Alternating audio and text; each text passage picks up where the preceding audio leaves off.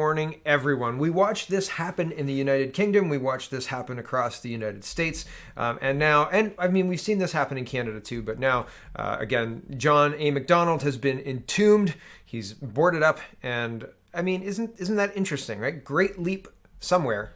I don't know about forward. It's certainly not, doesn't feel forward at this point in time, right? The brave new world is as frightening as 1984. Here is the National Post reporting, only a matter of time before women lead both Canada and the U.S.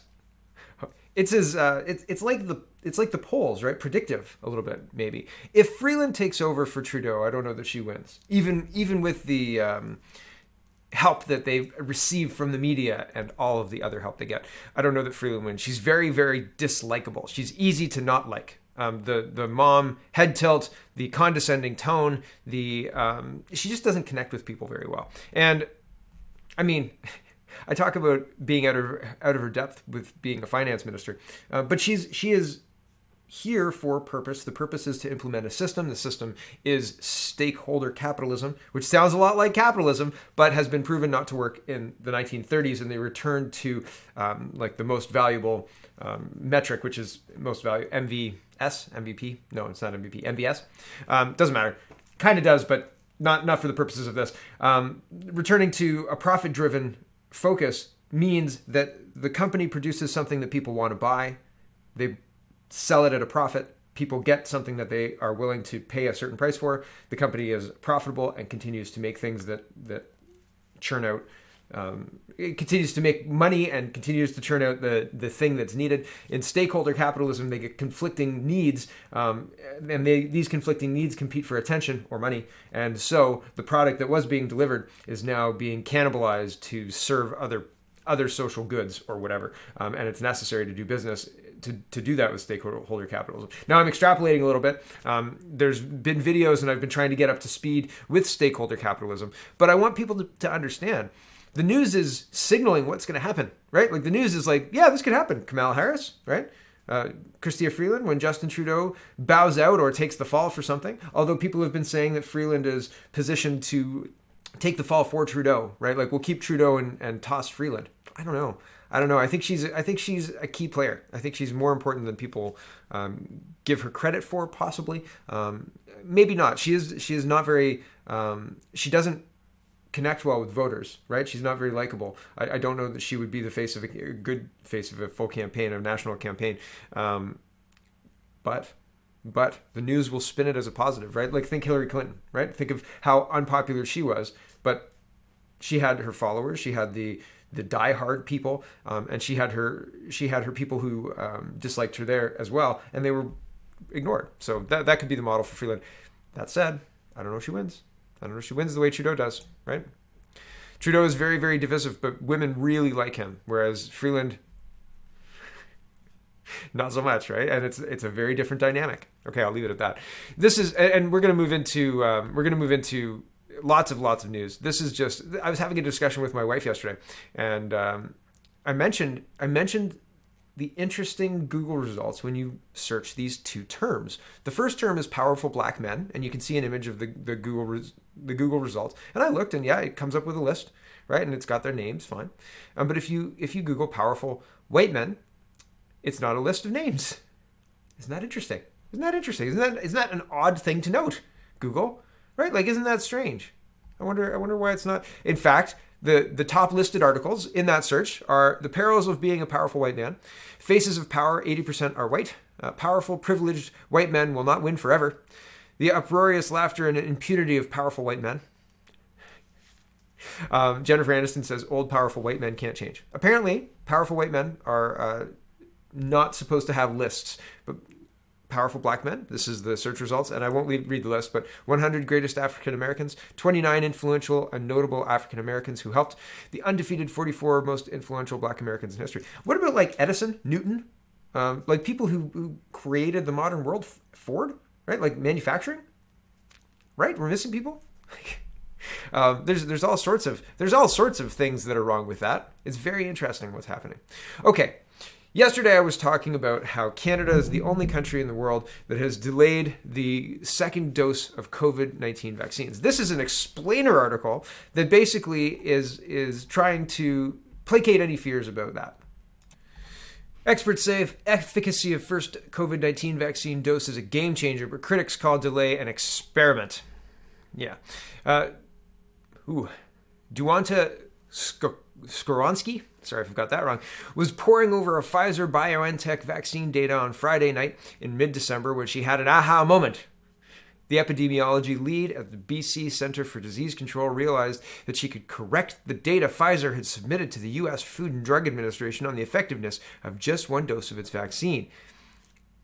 Time out. This sounds like a CSI episode, right? It sounds like somebody's walked into a lab and said, "Oh my goodness, I've just realized we can turn the camera 90 degrees and see what he had written down." And they're like, "Make it happen." And then they jump on the computer and then the camera turns and they can now solve the crime, right? Like, it seems a little CSI. It seems like an information product made to placate people. Like, oh yeah, 4 months is fine. I'll show you why we shouldn't be placated by this ridiculous garbage. And it seems like a story, right? Like a product, right? Which is referencing yesterday's show.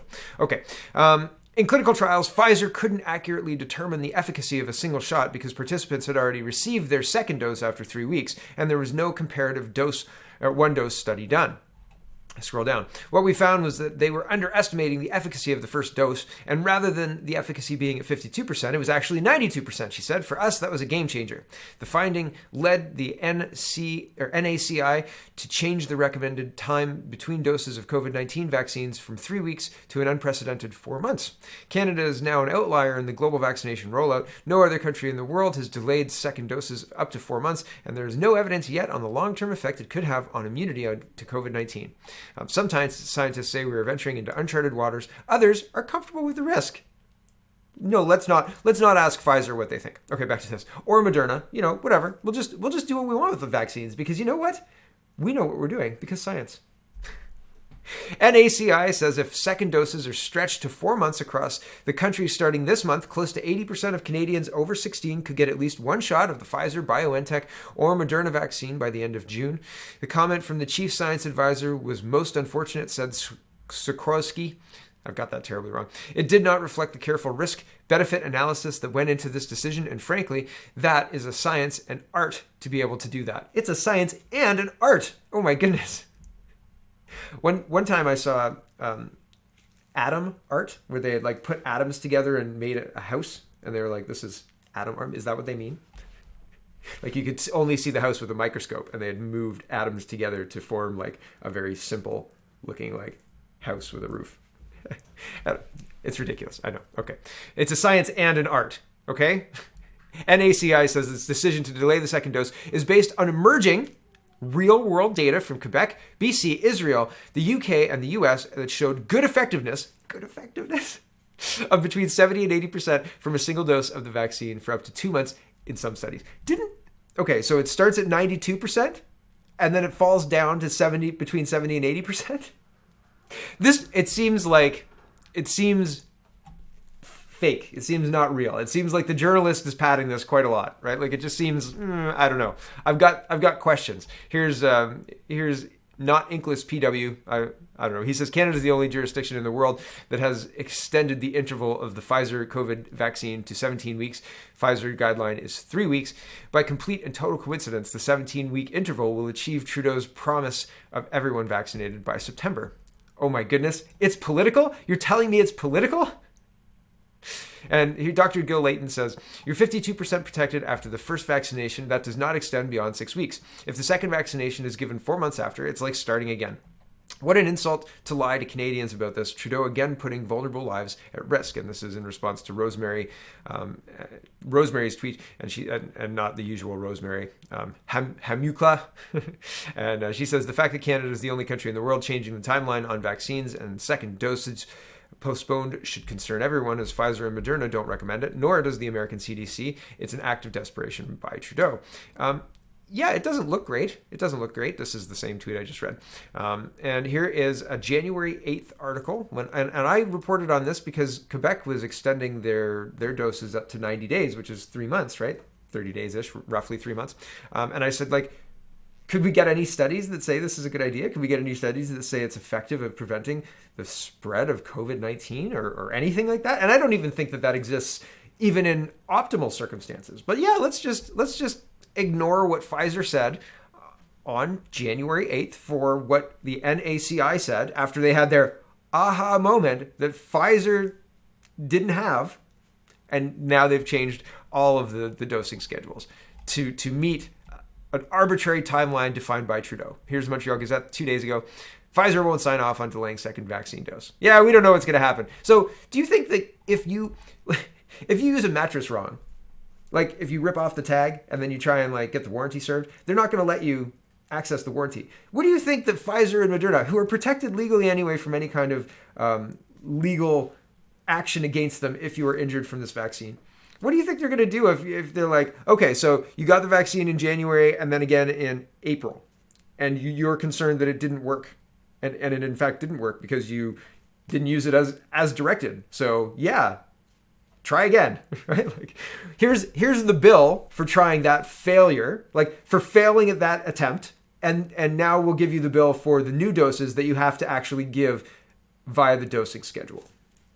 Like, it just seems ridiculous, right? Do you think that they're going to be on the hook for any of this? This is the complete ineptitude of our government, right? Like this isn't Pfizer and Moderna. And again, I think vaccines are a massive distraction.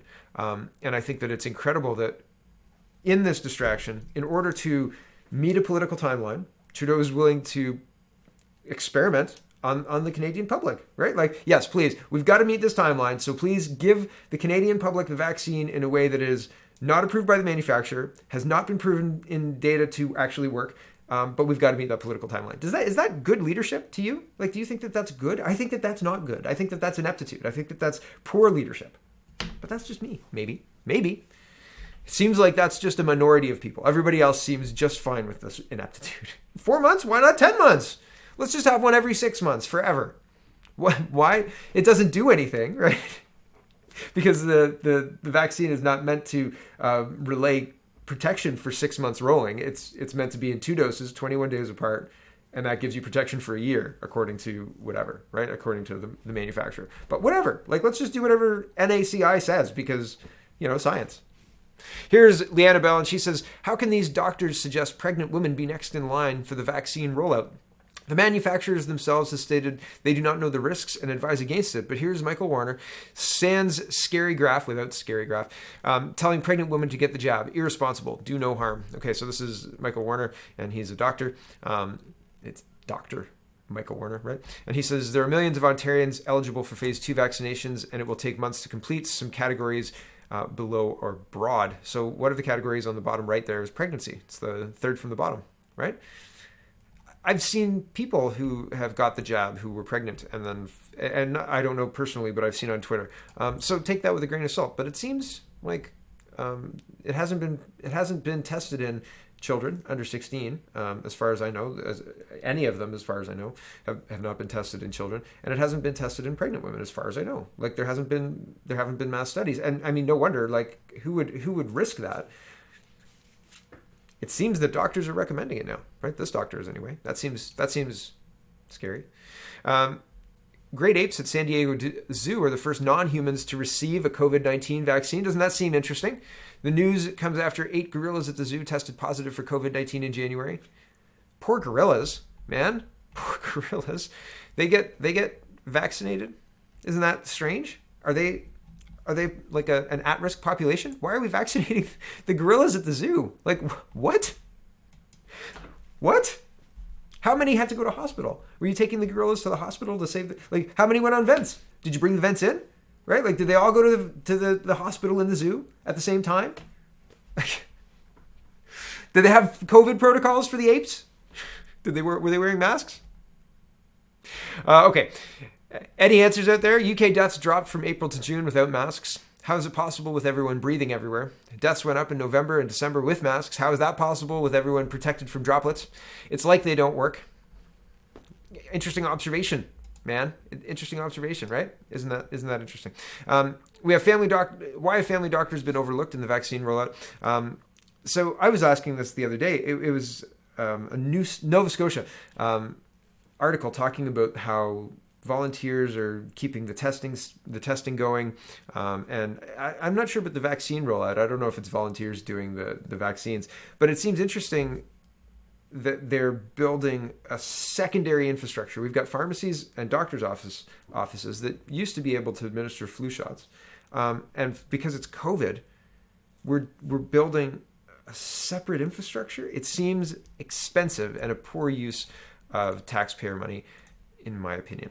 Okay, so people are talking about Israel, and I was talking about Israel yesterday, and here's Trudeau talking about no plans for divisive vaccine passports for Canadians. Okay, so that's yesterday, 15 hours ago, right? No plans for divisive vaccine passports. This is a 3-minute audio recording, and I've seen lots of like just look up Green Pass Israel in your Twitter search box, and you'll be surprised at what's happening there. People are saying this is freedom. This is not freedom. They're talking about medical apartheid. Okay, and that's not good. That's not good. Okay, here's a couple minutes of this. I'll play this until it stops making sense. Letting children as young as 16 to take their matriculation exams without taking this injection. They are, of course, insisting people for work. They're making this green passport where half the population cannot get into theaters or malls or all sorts of things unless they've taken the vaccination. They're creating a medical apartheid.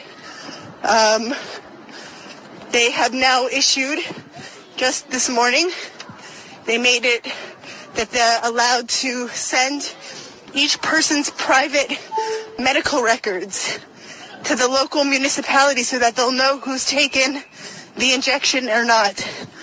They're making people wear a ankle bracelet, security bracelet, when they come back from traveling. It's absolutely insane. It's absolutely insane. So, I've shown pictures of lockdowns in Australia before they happened in Canada. I've shown pictures in UK of people being arrested on park benches and being out in public before that happened in Canada. They built the enforcement infrastructure right under our noses under the guise of keeping you safe and enforcing COVID restrictions. And now they're building a complete apartheid state based on vaccination status in another country.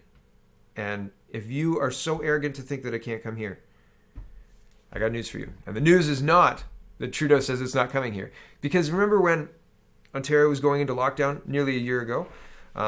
And it was 10 days, a year ago, 10 days, right? I think it was the 17th, March 13th to 17th.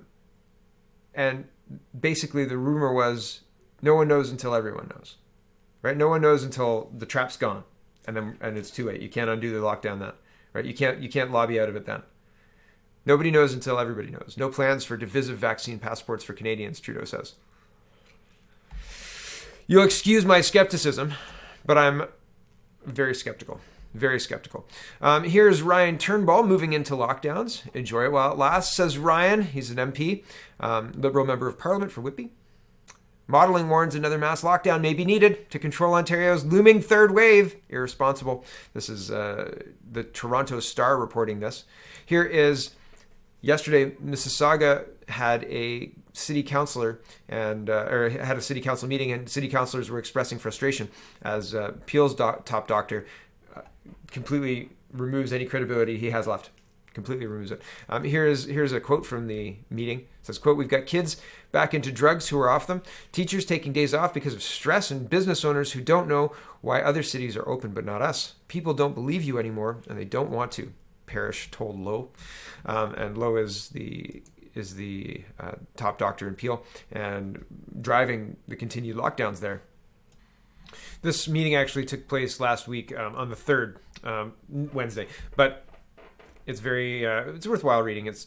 Here we go. Some councillors openly expressed their frustration with Mississauga's 15-week lockdown during an unusually tense March 3rd council meeting. This week, Mayor Bonnie Crombie solemnly informed council and residents that Dr. Lawrence Lowe, Peel's medical officer of health, is recommending that the province place Peel in the grey lockdown zone of the Ontario government's reopening framework on March 8th. The city is currently under a stricter stay-at-home order. So that's back on Wednesday. We've been shut down since before Christmas, said Ward 1 Councillor Stephen Dasco, adding that the numbers are still high despite the restrictions. Quote, I'm not questioning the science, but how have small businesses contributed to the spread of the disease? People are going to other regions. Businesses that followed all the rules are shut down, but someone across the border has lineups. Ward 6 Councillor Ron Starr was visibly frustrated with Lowe's recommendations, even going so far as to suggest giving Lowe's home phone number out to anxious business owners who have been shuttered for weeks with seemingly no end in sight. Quote, I don't think our message from Peel Region Council is going through. We opened the province, school children are going back. To say this is part and parcel of the correct protocol is not working, Starr said. And he goes through more of it. Ward 5 Councillor Carolyn Parrish is disgusted with the situation. And this is the expanded quote.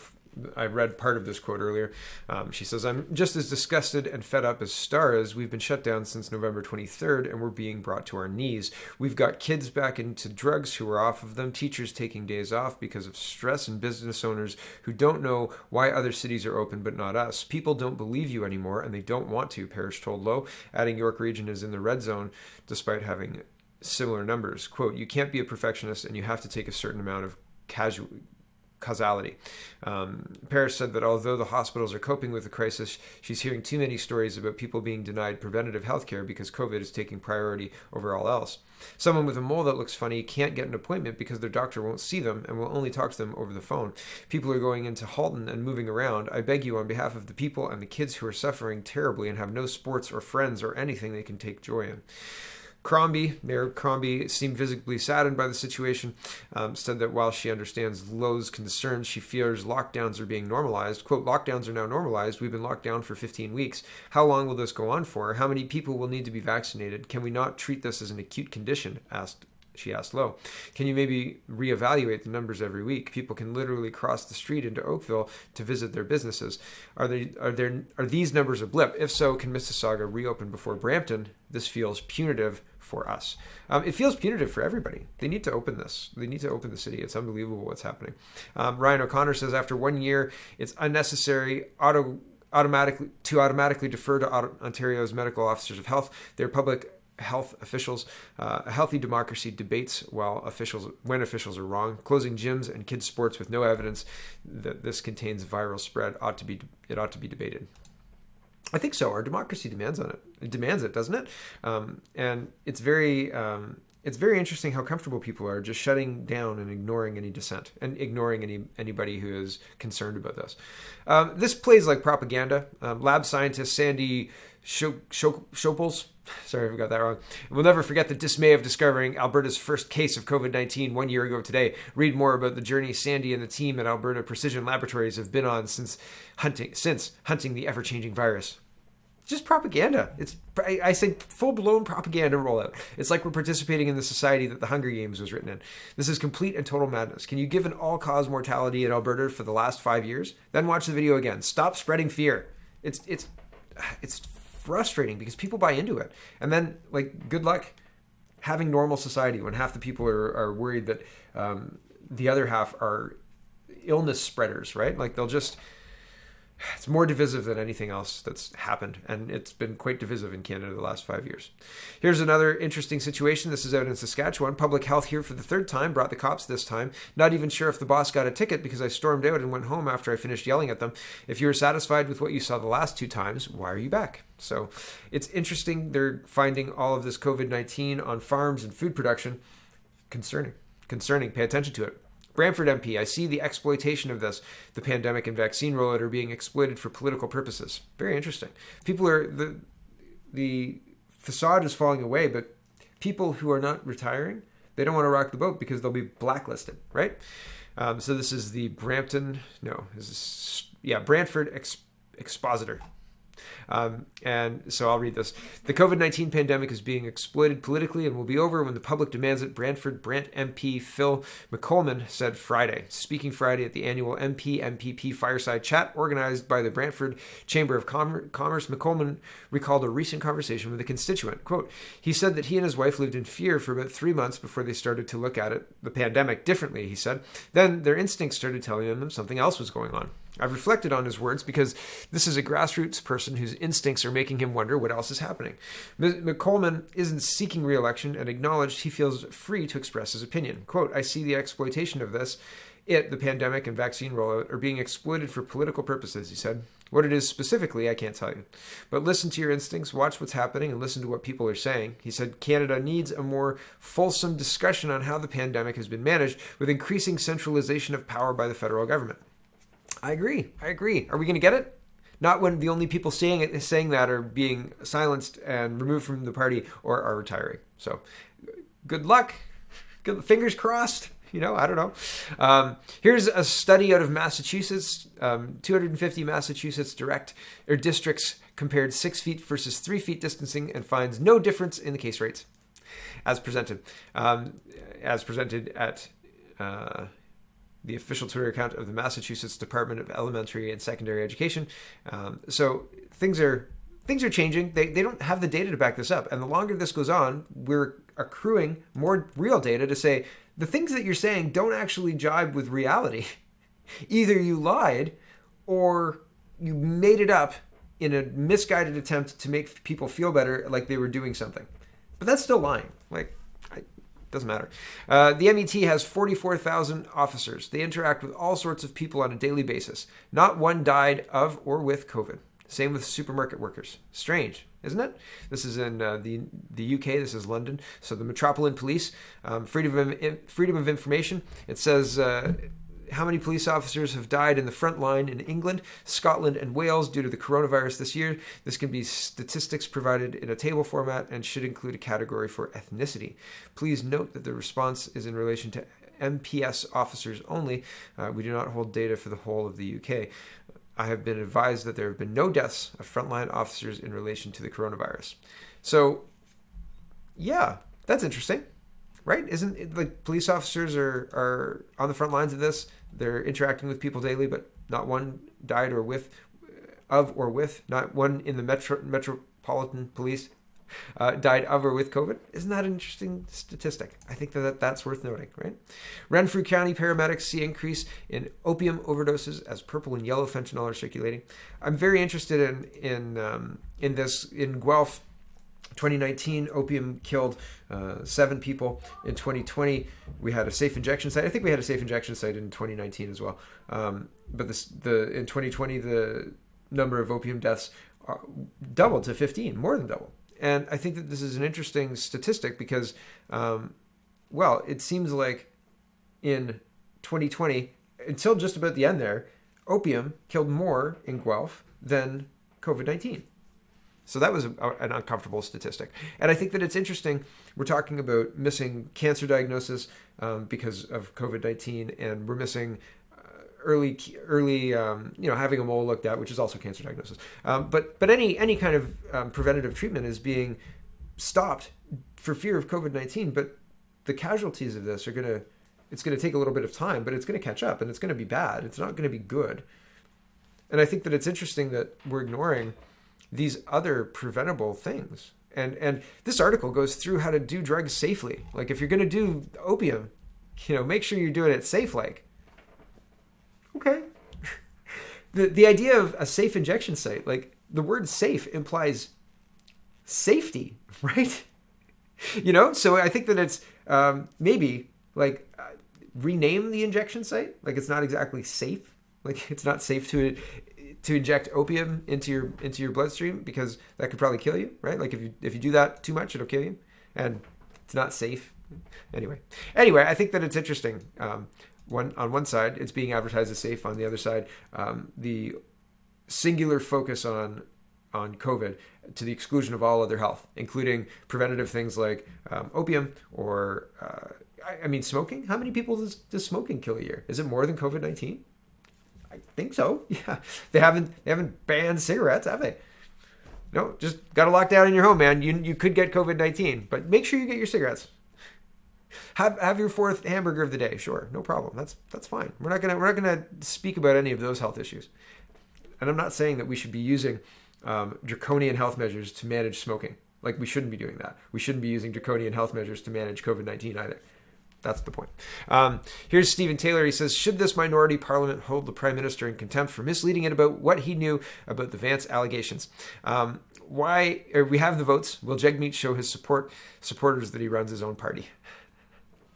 If you're asking if Jagmeet will show his supporters that he runs his own party, you're just counting the NDP as wanting to hold Justin Trudeau accountable. And I think they're more interested in using that to extract something from Justin Trudeau. The Ombudsman failed to provide information officials needed to investigate Jonathan Vance. Shucks.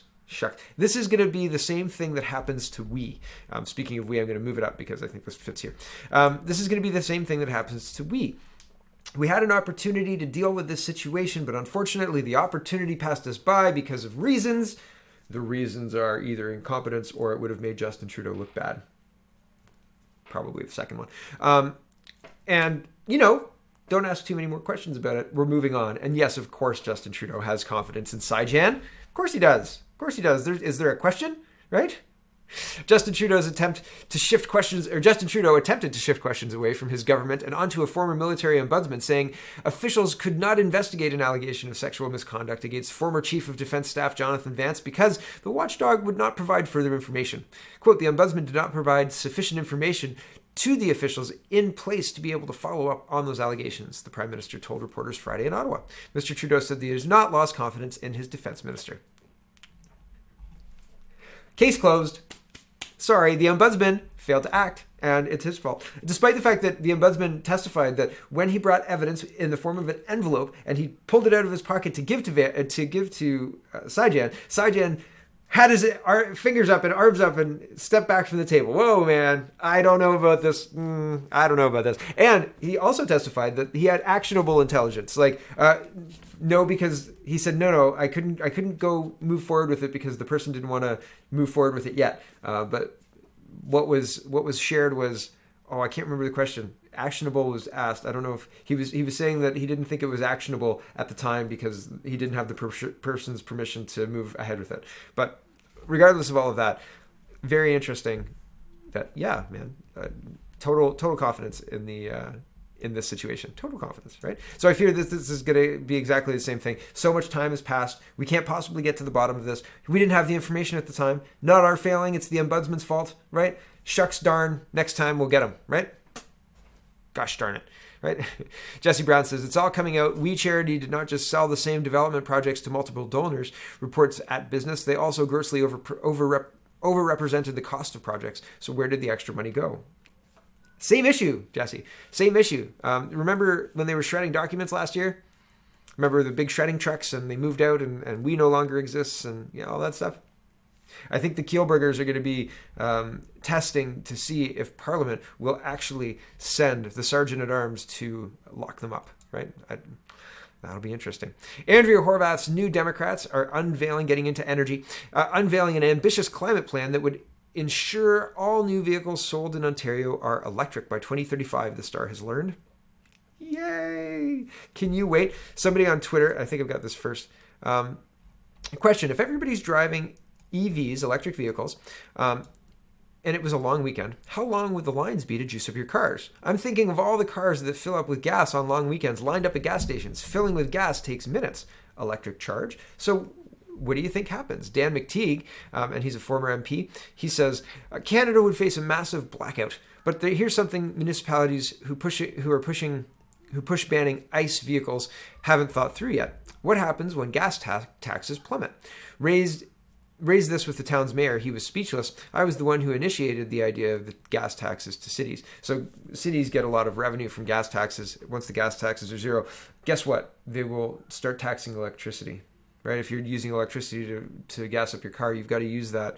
You've got to pay taxes equivalent to a gas, whatever, and you'll just pay it on your property tax or whatever, right? They're coming. They're coming for your money. They think that you've got more. They think that you've got lots more. These guys are talking about the Line 5 shutdown and they're basically talking about the environmental and carbon tax policy. The idea is to price out gas so that you won't want to use it, so that you'll go, it's not worth the $275 to fill the tank today. It's not going to happen. I don't need groceries that much, right? I need to get to work. I'm not going to drive too far because filling the gas tank was $3.20 yesterday on my little Honda 4-banger, right? I don't know. I think that's the plan. But here's Dan McTeague. He says, you ain't seen nothing yet. Trudeau's plan that's apparently supported by all current federal parties will see the two carbon taxes combined to impose a 67.4 cent per liter climate tax on diesel with HST over the next 108 months. Trucking. What is trucking? So trucks use diesel. They use diesel because it's less expensive and it's reliable enough to get the products to market, right? And so it keeps the costs of moving the products down. What happens when you increase that by nearly $1 per liter? It increases the cost of shipping goods. What does that do to the cost of the products at the store? It increases the price to the customer. Why? Because the price is increased to the wholesaler and blah, blah, blah, blah, blah. All of it is increased, right? The price is increased. And who pays for that price increase? You and me at the checkout. Just so everybody understands. While you're paying carbon taxes on the heating of your home, while you're paying carbon taxes on the gas to move yourself around, right? This is the plan. This is what they're hoping to do. This is a success to them. Okay? Yeah, understand what's happening. They want to use nudges, like monetary nudges, to phase out oil and gas. Except there are no other options. And the systems that we've built rely on oil and gas. And we're a rich country in oil and gas. And the demand for oil and gas is going to continue well past 2060. But all of that doesn't seem to matter to these ideologues, and that's what they are. Okay, moving into Aaron O'Toole. O'Toole's abrupt shift from true blue persona of the leadership race to a much more centrist leader, the kind of politician he repeatedly slammed Peter MacKay as representing, has not gone over well with some MPs. This is a National Post article. I said yesterday, O'Toole's going to lose. He's doing worse than Scheer did. And Scheer didn't do it particularly well, but he did grow the base of the Conservative Party during his tenure. But he fractured it too, and basically ejected anybody who's a traditional conservative in the sense of, like a 1993 conservative, right? Somebody in that caucus would not feel comfortable in the 2021 caucus. They would say, "What in the world has this party become? They don't stand for anything. They don't stand for anything, right?" And that's Aaron O'Toole's fault. Scheer tried to define a very centrist party. He tried to define a very big tent blue, like a big blue tent party, welcoming to all except for those evil Maxime Bernier people, right? That's what he tried to represent. And Scheer was more successful at presenting that than O'Toole is. Now, I don't think he was particularly good at appealing to the general voter. I don't think he was particularly good at appealing to the centrist liberal voter who was looking for a new party, because he didn't represent anything really different than Trudeau. He didn't offer a big enough incentive for the person to not vote for, or to come out and vote for Scheer rather than to just not vote for Trudeau, right? So that's the difference. And O'Toole's not even getting that, right? O'Toole's not even getting that. So I don't know. Ezra Levent sums it up. He says, O'Toole is on track to lose nearly 20 MPs and hand Trudeau a majority. His loyalists' comments to the Post show a man obsessed with polls, ideology, incoherent leading from behind, with a bizarre hatred for actual conservatives. He is a loser who will lose. Yeah, I've been saying that for a few days. Yep, that's accurate. He's going to lose. And I think I said that as well when it looked like things were shaping up. He was going to win the leadership race. I thought McKay would lose. I think McKay would lose worse than him. Although McKay would have the backing of the establishment a bit more than O'Toole's got. They're trying to back him, but it's so clumsy. And it's so, every step is a misstep, right? Like, it's his rhetoric is almost more demoralizing than Trudeau's rhetoric. Like, and you've got so much to work with. It's unbelievable. Okay, anyway, Holly Doan says, this is just a little bit of interesting kind of sniping.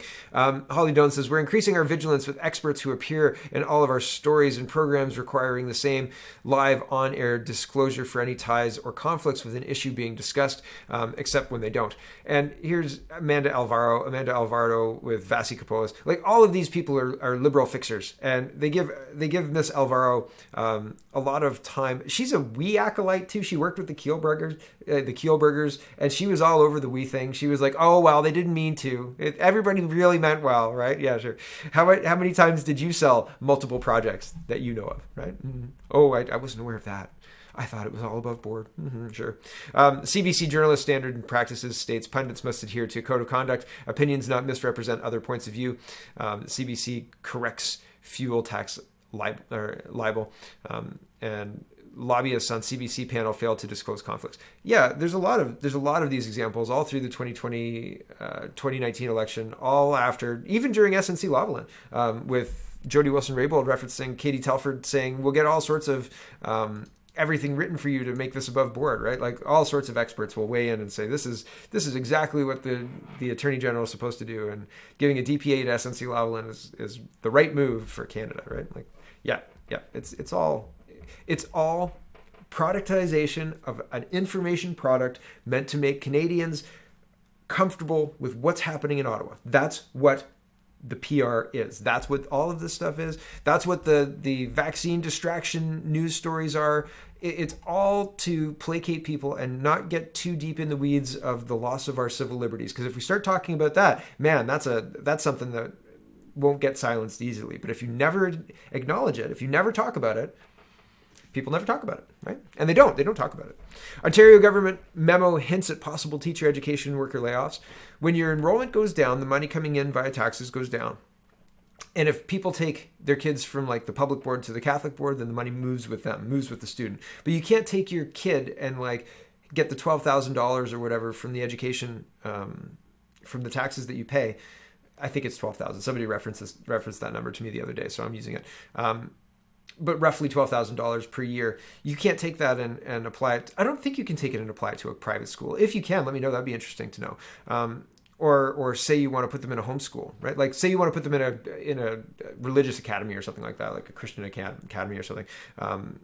And could you reassign your tax funds to that Christian academy, or can you only reassign funds to a public thing? And could you, and why can't you, reassign those funds to self-directed, right? Like I'm using this to educate my child. I've hired a teacher privately, and like the tutor will be going through this curriculum that I've approved, and you know it aligns with the Ontario curriculum, mostly removing the ridiculous crap. You know, focusing on reading, writing, arithmetic, all that stuff. Could you do that and take that money out? I'm not surprised that they're going to be laying people off. This is normal. They've gone to a situation where they've used up. So it takes 2 years to become a teacher now, right? So they've used up a lot of the new teachers. So they were going into the second year, people being trained to be teachers, to pull them into classrooms to pay them as teachers because they ran out, right? And that's not great. And I think, I'm not sure if that's exclusively in French immersion or if it's happening broader as well. But I've heard multiple stories of very young teachers, new teachers being promoted from or pilfered from the education university, the teachers college, to actually teach. And I think that I'm not surprised that this landscape here is changing, and that a lot of those teachers, a lot of those jobs will not exist when things go back to normal. Right? Because things would be going back to normal. And usually if you have like a hiring surge, you can manage it through people are retiring, people are going on sabbaticals, there's all sorts of crazy things. Teachers can teach 3 years and take a year off, and then come back and teach 3 years and take a year off. There's some wild and crazy things that they have deals with. The support staff don't get that, but teachers unions are crazy, man. They've negotiated some wild things. So I'm not surprised by any of this, and they'll try and manage it. And it's just a scary headline. Blah, blah, blah.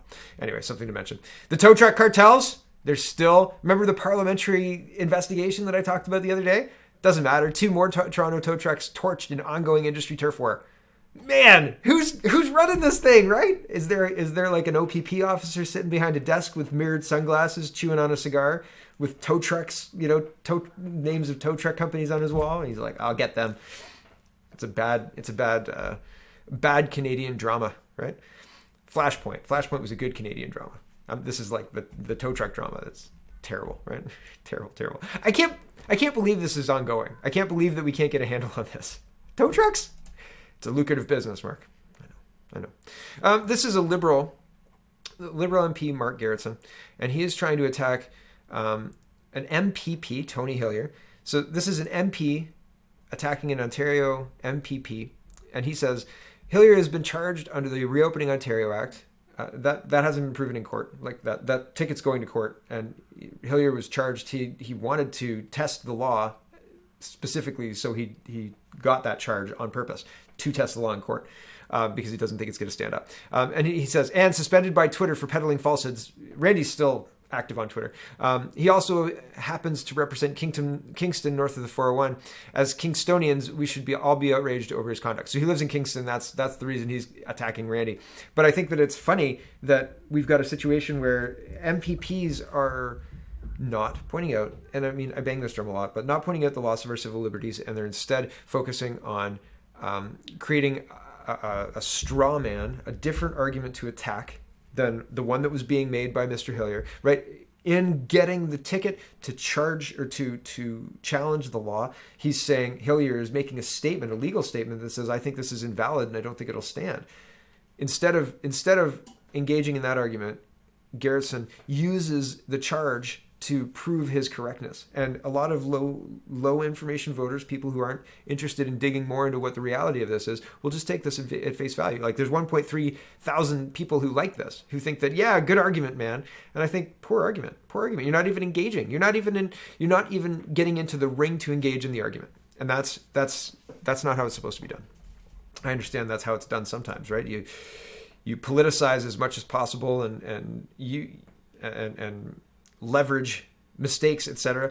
But if we're honest, politics should be the battle of ideas, right? Not the battle of partisanship and misrepresenting what somebody said in order to get a couple thousand likes on Twitter. Not even a couple, 1,000 likes on Twitter. I don't know. I think it's just terrible. It's a good example of how far we've fallen, right? Like when an MP attacks an MPP and can't even get into the nitty gritty of the actual conversation, just tries to hurt them through petty sniping, right? It's not good. It's not a good look for the feds.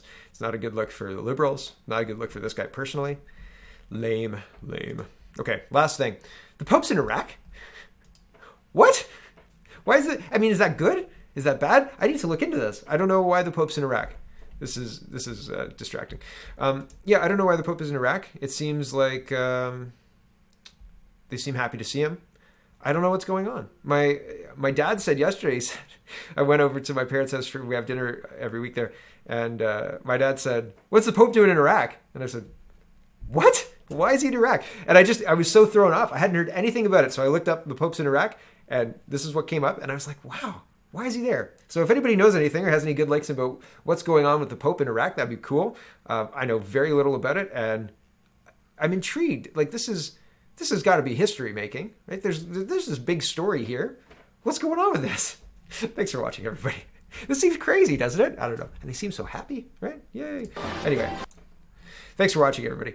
There's so much going on. I feel like I hope I've got a good handle on it. I hope it's continuing to be interesting, and I hope the shows aren't too long. This is feeling a little long for me today. I aim for about 40 minutes, and we'll see. We'll see how things go forward. I'm not planning on stopping or anything like that. Just trying to refine things so it's as good a product as I can put out. I can at least compete with the government on that, right? Put out a good information product. Oh, one other show note. I'm going to be putting out a second video about masking. What happens after you tell the school that you're going to access masking or access mask exemption for your children? When you do that, they will try and I think I mentioned this in my first video, but I think I'll go through it a little bit more and give some steps on what you should focus on and how to get through dealing with the back and forth of actually getting the signed paperwork done and sending your kid to school without a mask. Because I just kind of told you how to start that process, not how to finish it. So I'm going to do a second video telling you how to finish it. But I've helped a couple of people through the last week get their children exempt from masking in schools, and it's easier than you think it is. Every time it works out, I get an email basically saying, "I can't believe this worked." So, and usually it starts out at a very high situation, a very, very stressful. Everybody's very stressed. Everybody's upset. And by the time we're all done, it's usually less than a day of interacting with the administration through email. When we're done, the parent or the guardian of the child is like very calm and very, very thankful. So it's good to see that people are standing up for their kids. It's not easy to do, but that's why we don't make our kids fight those battles. That's why we fight those battles, right? That's why we go into the battle for our kids. That's why we make those phone calls and say, no, don't talk to my kid, talk to me. Anyway, thanks for watching, everybody. Check out CanadaPoly.com, check out CanadaReport.co, check out SpeakingMoistly.co. This is so long, and have a wonderful, wonderful